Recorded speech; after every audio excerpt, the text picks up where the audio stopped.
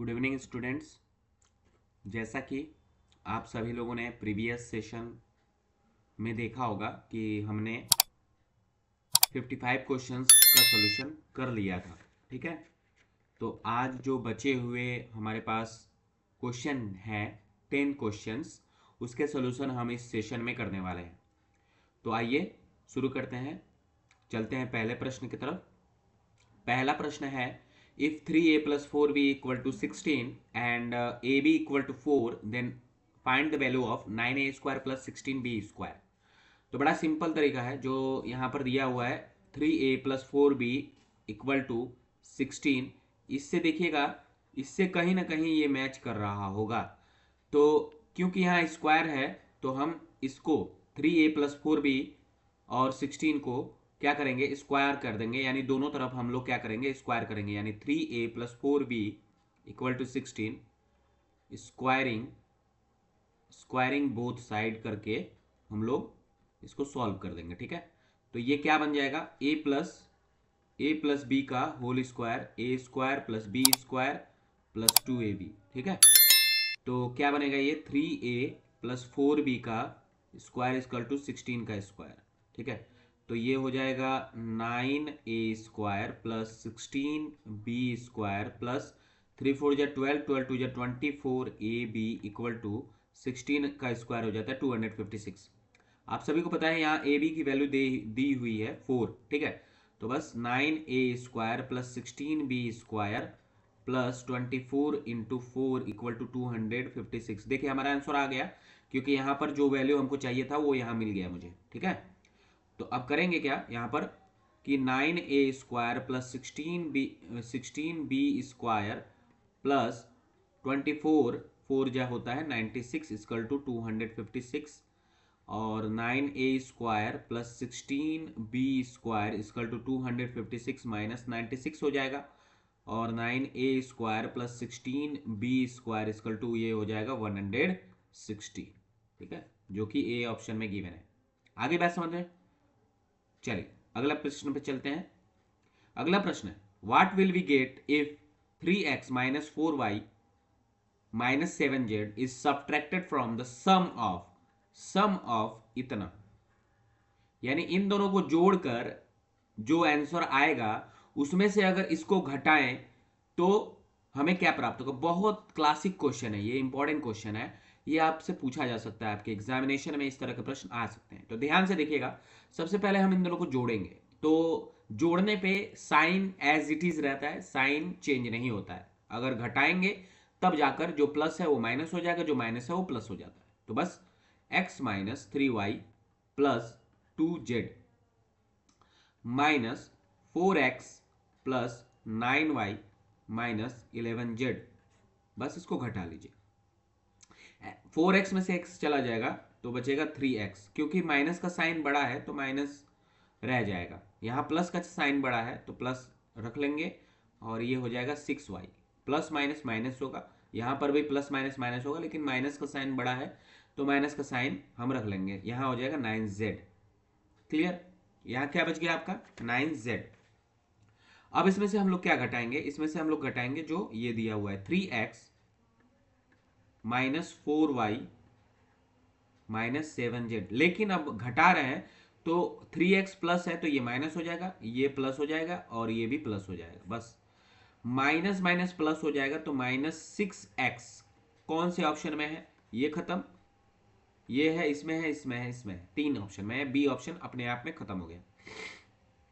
अब plus minus minus plus हो गया, माइनस माइनस प्लस हो गया, तो प्लस का साइन लगाएंगे, प्लस का साइन लगाएंगे, और 6 और 4 10y हो गया। ठीक है, यहां पर माइनस का साइन बड़ा है तो माइनस का साइन एज इट इज रखेंगे, और यहां पर प्लस माइनस माइनस हो जाएगा तो 2z आपका राइट यहां बनेगा। तो minus 6x plus 10y minus 2z यहां पर किस ऑप्शन में दिया हुआ है, ये तो सी ऑप्शन भी खत्म, यानी ए ऑप्शन आपका यहां पर क्या हो जाएगा, सही उत्तर हो जाएगा। आगे बात समझ में। देखिए कितना अच्छा क्वेश्चन है। ठीक है, बढ़िया क्वेश्चन है ये।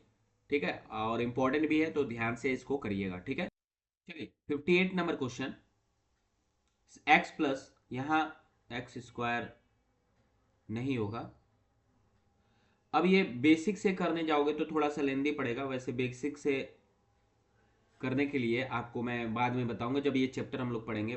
बाकी अगर आपको एग्जामिनेशन सेंटर पे करना होगा तो एकदम इजी वे में है। ये भी आपका उसी फॉर्मेट पे होता है, ए प्लस बी के होल स्क्वायर से ही ये सॉल्व होता है, ठीक है ना। स्क्वायर है तो स्क्वायर वाले से, और क्यूब है तो क्यूब वाले से होगा। आगे बात समझ में। तो बात यहाँ पर ये है कि यहाँ पर जब स्क्वायर होता है तो प्लस ही रहता है बस, लेकिन पी स्क्वायर प्लस 2 हो जाएगा ये। तो आपका यहाँ पी के जगह पे क्या है, 5 है, तो ये हो जाएगा 5 का 25 प्लस 2, ये क्या हो जाएगा 27, आपका राइट आंसर हो जाएगा, जो कि सी ऑप्शन में गिवन है, ठीक है।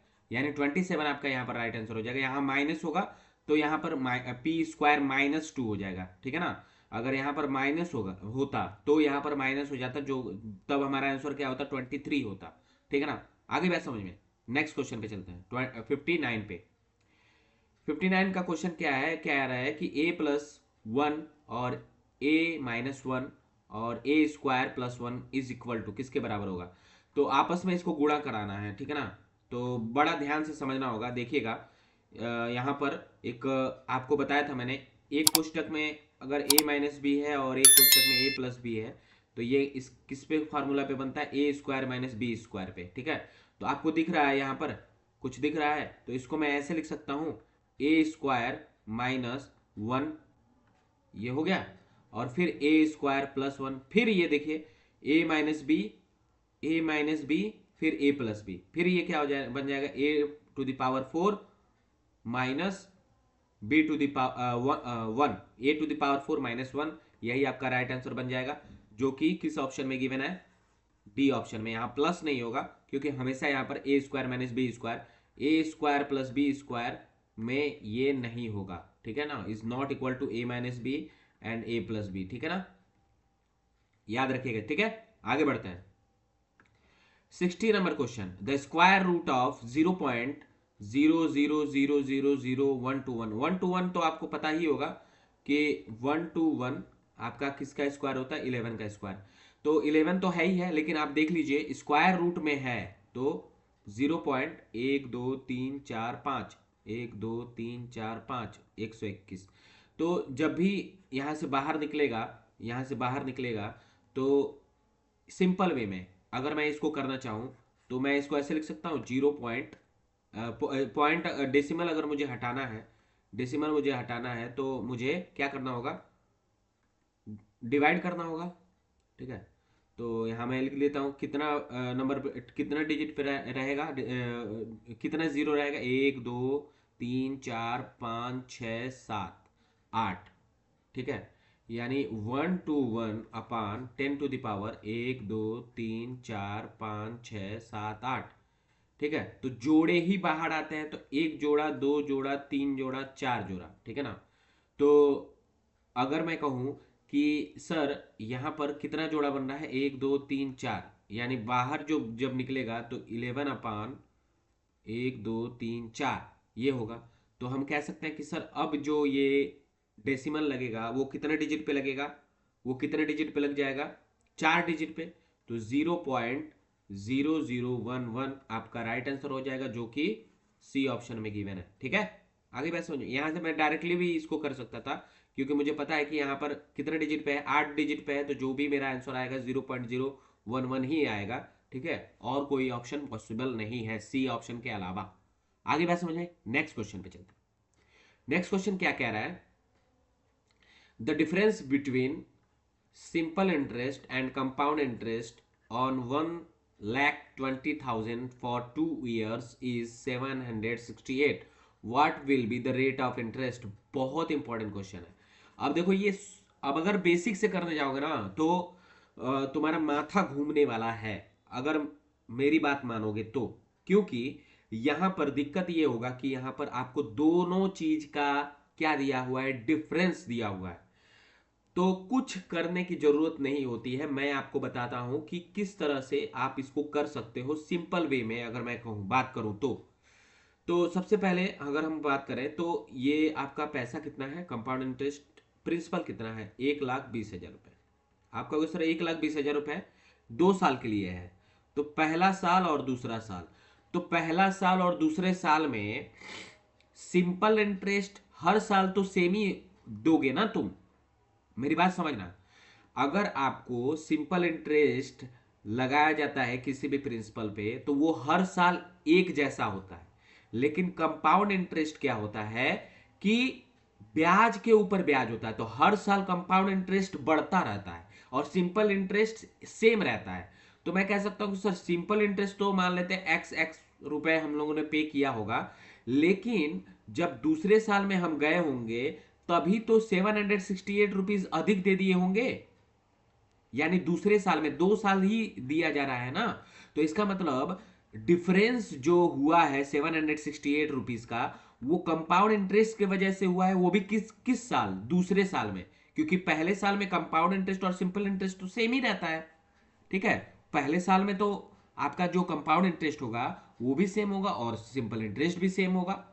लेकिन दूसरे साल में क्या होगा, कंपाउंड इंटरेस्ट, ब्याज जो आपने पहले साल आपका बना, साधारण ब्याज या चक्रवृद्धि ब्याज जो बना पहले साल में, फिर उस पे भी आपका क्या लगेगा, फिर कंपाउंड इंटरेस्ट लगेगा। लेकिन सिंपल इंटरेस्ट तो एक्स ही रहेगा, सेम ही रहेगा। लेकिन कंपाउंड इंटरेस्ट आपका क्या बन जाएगा, 768 रुपीज अधिक होगा, यानी एक्स प्लस 768 रुपीज अधिक होगा। तो इसका मतलब हम कह सकते हैं कि सर 1,20,000 का, 1,20,000 का जो रेट ऑफ इंटरेस्ट है, यानी 2 बार हमने इसको पे कर रहे हैं, 2 बार हम इसको पे कर रहे हैं, तो 4 जीरो इसका हम अगर उड़ा दें तो 120 आ रहा है, 120 आ रहा है। और यही किसके बराबर है, 768 के बराबर है। तो 120 बराबर 768, तो 120 और ये आर स्क्वायर भी है, तो हम आर स्क्वायर इक्वल टू 768/120। ठीक है, तो अब हम क्या करेंगे इसको, सॉरी 12 ही आएगा, 12 होगा ना, 12 यहाँ होगा, एक जीरो नहीं होगा, एक जीरो यहाँ पर नहीं होगा, 12 होगा, सारा जीरो खत्म हो गया, तो 12 हो गया, यहाँ नीचे कर दिए। अब इसको अगर हम काटेंगे तो ये कितना आ जाएगा, ये आ जाएगा 64। 12 6 या 72 और 12 4 या 48। तो ये वाला स्क्वायर इधर आएगा तो ये रूट में हो जाएगा, और ये किसका रूट है, 8 का रूट है। तो यानी हमारा जो रेट ऑफ इंटरेस्ट होगा वो कितना परसेंट होगा, 8% होगा। अब देखो, अब दूसरा तरीका अपनाओगे तो गलत हो जाएगा और दिक्कत होगी। यहां पर आपको बस ये समझना है कि हमें इसको किस तरह से सॉल्व करना है। मैंने आपको बता दिया कि पहले साल कंपाउंड इंटरेस्ट और सिंपल इंटरेस्ट दोनों सेम होता है, दूसरे साल में 768 रुपीज हमने अधिक दिया, तो ये 768 किसके बराबर होगा, कंपाउंड इंटरेस्ट, यानी 2 साल के कंपाउंड इंटरेस्ट जो है आर, पहले साल आर दिया फिर दूसरे साल आर दिया, और रेट परसेंटेज में होता है तो इसीलिए मैंने अपान 100 करके मल्टीप्लाई कर दिया। तो r square into 112, r square into 12 equal to 768, ये इसके बराबर होगा। जस्ट मैंने इसको सिंप्लीफाई कर दिया और हमारा उत्तर आप सामने। ओके, उम्मीद करते हैं ये क्वेश्चन आपको समझ में आ गया होगा। बहुत इंपॉर्टेंट क्वेश्चन है, इसको स्टार मार्क कर दीजिएगा, इस तरह का प्रश्न आपसे पूछा जाएगा। Next question 62 question. ये क्वेश्चन आपसे हर बार मैंने देखा है कि जेएनवीएस वाले में हर एक क्वेश्चन पेपर में ये पूछा हुआ है और हर एक साल ये पूछता रहता है। ठीक है ना, कि जब हम 5x² 5x² -4x+3 को x-2 से डिवाइड करेंगे तो हमारा रिमाइंडर कितना आएगा। तो बड़ा सिंपल तरीका है, पहले हम इसको टारगेट करते हैं।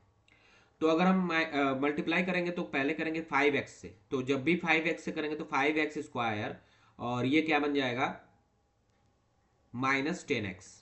ठीक है, तो माइनस और ये हो जाएगा प्लस, क्योंकि माइनस कर रहे हैं तो ये खत्म हो गया। और यहाँ हमारे पास कितना बचा, क्योंकि प्लस का साइन बड़ा है तो हम यहाँ पर 6x लिखेंगे। ठीक है ना, प्लस माइनस माइनस ही होगा, लेकिन यहाँ पर हम यहाँ पर प्लस का साइन बड़ा है तो बड़ा लिखेंगे हम लोग। ठीक है ना, तो यहाँ पर क्या होगा, एक मिनट, यहाँ पर आपका हो गया +3 एज इट इज उतर जाएगा। अब हम इसको टारगेट करेंगे 6x को, तो अगर हम यहाँ पर +6 से मल्टीप्लाई करेंगे तो ये 6x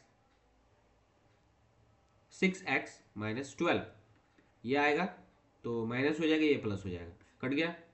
और ये आपका क्या आ गया 15, क्योंकि माइनस यहाँ प्लस ये प्लस हो गया तो 12 में 3 प्लस होगा, तो यहाँ पर क्या आ जाएगा 15, प्लस का साइन बड़ा है तो एज इट इज ही रहेगा 15, यानी बी आपका राइट आंसर हो जाएगा। ठीक है, आगे बढ़ते हैं 63 नंबर क्वेश्चन।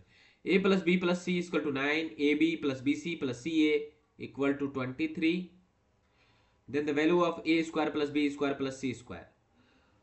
तो एक फॉर्मूला होता है, ये फॉर्मूला होता है ए प्लस बी प्लस सी का होल स्क्वायर इक्वल टू, ये अलजेब्रा का फॉर्मूला है, देखिएगा ए प्लस बी प्लस सी का होल स्क्वायर इक्वल टू होता है A square plus B square plus C square minus 2,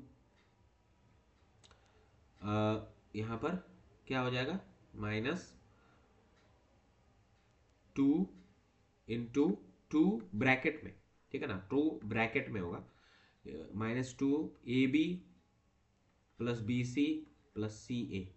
ठीक है, तो बस यहां पर दिया हुआ है ए प्लस बी प्लस सी, तो A plus B plus C, A B plus B C plus C A B plus B C plus C A, और A square plus B square plus C square का निकालना है, तो A square plus B square यहाँ plus होगा। ठीक है, तभी उधर जाएगा तो माइनस हो जाएगा ये। ठीक है, तो हम यहाँ का ऐसे लिख सकते हैं इसको, A square plus B square plus C square equal to A plus B plus सी का whole square minus 2 A B plus B C plus C A. अब इसी का वैल्यू हमको निकालना है, इसकी वैल्यू दी हुई है 9, इसकी वैल्यू दी हुई है 23, बस हमारा उत्तर आ गया 9 स्क्वायर माइनस ये कितना हो जाएगा 46, 9 9 जा 81 माइनस 46 कितना आ जाएगा आपका 35, आपका राइट आंसर हो जाएगा, जो कि ये ऑप्शन में गिवन है। ठीक है, अलजेब्रा ये सूत्र अगर आपको फॉर्मूला याद नहीं है तो आप इस प्रश्न को कभी नहीं कर पाओगे। ठीक है, second last question, if the length of a rectangle is increase by 50%, then by how much percentage is breadth should be reduced to keep the area the same. यानी 50% इसकी रेक्टेंगल के लेंथ को बढ़ाया जाता है, तो उसके ब्रेथ को कितना कम किया जाना चाहिए कि उसका जो एरिया है वो एज इट इज सेम रहे। ठीक है, तो क्या करेंगे, इसको 50% इंक्रीज किया गया, यानी 50% इंक्रीज किया गया, 100 से 150 इंक्रीज किया गया।